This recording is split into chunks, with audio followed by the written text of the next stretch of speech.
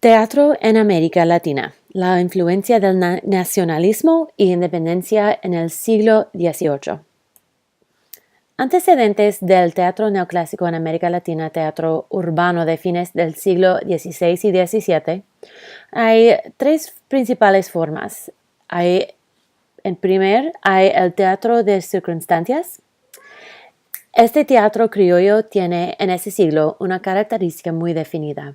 Su contenido es casi exclusivamente religioso y por su carácter alegórico con el medieval y por algunas notas con el renacencista de los prelopistas. También hay el teatro escolar. Los jesuitas arriban al Perú en 1578 y a México en 1578. Fundan gran cantidad de colegios en los que imponen un intenso cultivo del teatro, recurso didáctico que ya habían puesto en práctica en España. En fin, tenemos teatro profesional o comercial. A fines del siglo XVII se documenta la llegada a América de compañías teatrales ambulantes que vienen de España.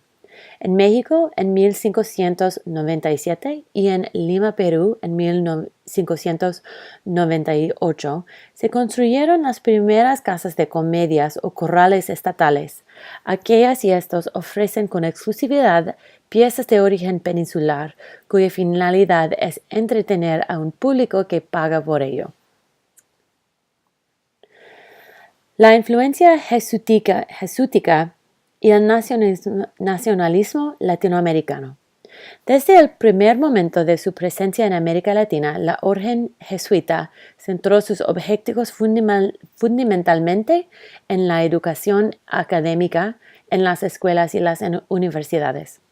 Su influencia en discurso cultural e intelectual hacia el siglo XVIII era indiscutible. Estudio de lenguas y culturas grecolatinas, defensa de los valores culturales indígenas, enseñanza de que la autoridad real no tenía origen divino, sino que era resultado de la voluntad del pueblo y el cultivo del sentimiento nacionalista. La reacción de la corona ante de estas enseñanzas subversivas fue rápida y decisiva. El 15 de junio del 1769, el rey de España, Carlos III, ordenó la expulsión de los jesuitas, la mayoría que eran criollos, de sus dominios coloniales señalado en su decreto. Su Majestad declara su real indignación ante los inobedientes que no cumplen su misión específica, habiendo generado conversaciones juntas, asambleas o discursos de palabra o escrito, y debiendo saber que nacieron para callar y obedecer y no para discurrir ni opinar en los altos asuntos del gobierno.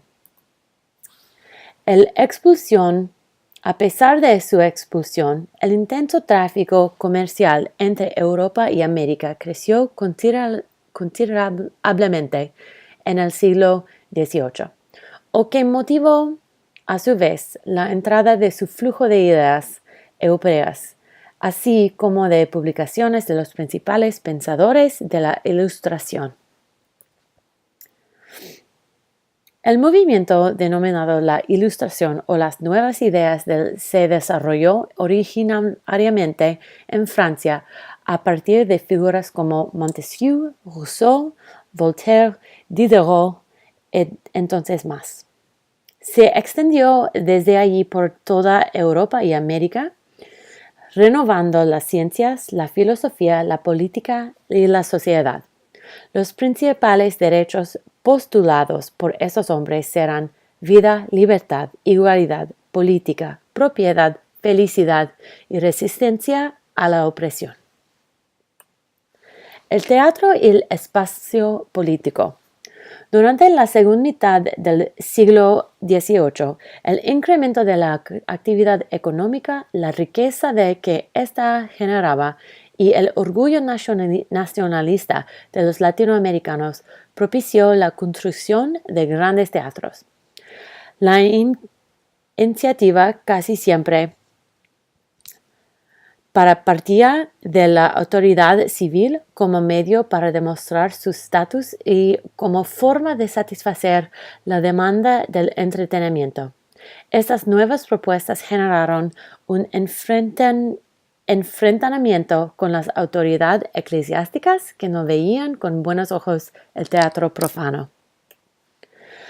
Hay una situación polémica sobre el teatro como ámbito de político. Hay un comentario del obispo de Puebla sobre el teatro al fines del siglo VIII. Refiere el mismo Tertuliano de casos notables que sucedieron de dos cristianos que entraron en el teatro, que estando en él se le entró un demonio en el cuerpo y salió de allí endemoniado. Y exorcizándolo, después de la iglesia pregunta al enemigo común cómo había entrado en aquel cuerpo cristiano. Respondió: justamente lo hice, porque lo hallé en mi jurisdicción. Como quien dice, luego que entró en mi teatro fue mío, porque allí soy quien mando. Comentario del virrey Vertriz del Río de la Plata. He admitido también, después de varias consultas, la representación y teatro público por el arrendamiento anual de 2,000 pesos en beneficio de cuantos defectos puedan cumplir la juventud o servir del escándalo al pueblo, que así acristolado el teatro no solo se la aprecia como una de las mejores escuelas para las costumbres, el idioma y la urbanidad general. Algunos virreyes progeristas del siglo XVIII atentaron y apoyaron al teatro público. Así, Buenos Aires tenía su primer teatro en 1783. México completa su nuevo coliseo en 1753 y Lima remodela el suyo en 1789. Un farol encendido en la farmacia de los Angelitos, a 2 cuadras del teatro, informaba al vecindario que esa noche había la función en la ranchería.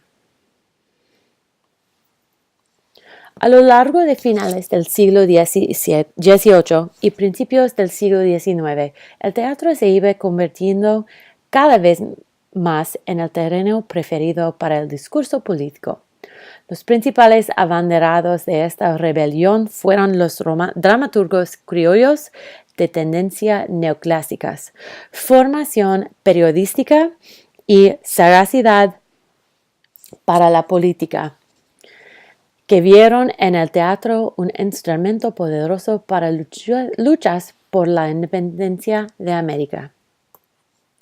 La intentación educativa del teatro neoclásico procuró con ficciones inclinar hacia el bien en los corazones. Con juegos ficciones suele inclinar al bien en los corazones. Yo considero al teatro únicamente como una escuela pública. Bajo ese aspecto es innegable que la musa dramática es un gran instrumento en las manos de la política. Entre las producciones dramáticas, la tragedia es la más propia de un pueblo libre y la más útil en las circunstancias actuales.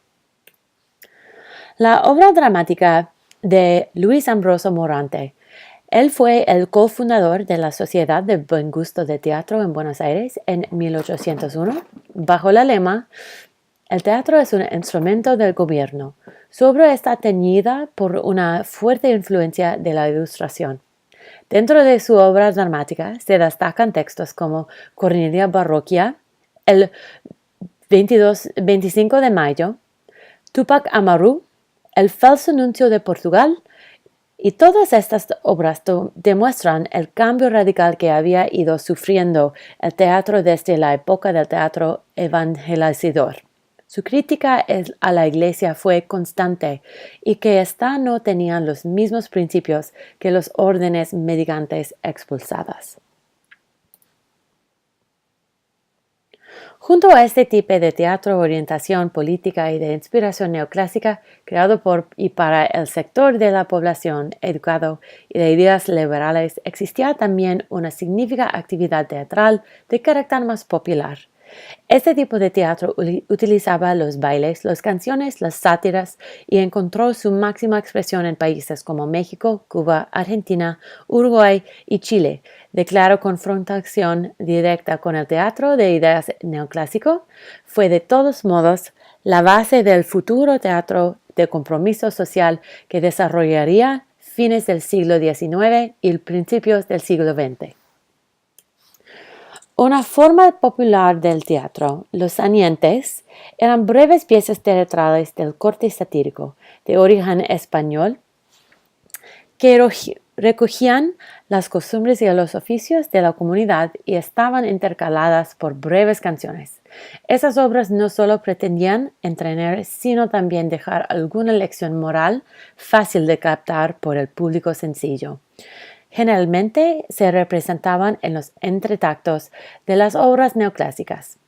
Y la primera de estas piezas representada fue el anónimo El amor de la estanciera, en la cual dos de sus personajes, el joven estanciero y el hacendado portugués, son considerados como el germen de futuros personajes del teatro posterior, como lo fueron el gaucho y el cocochile en el circo criollo. El teatro popular del siglo XVIII, más que definirse como tal con sus características propias, fue en muchas ocasiones simplemente el que no cumplía las normas del teatro neoclásico.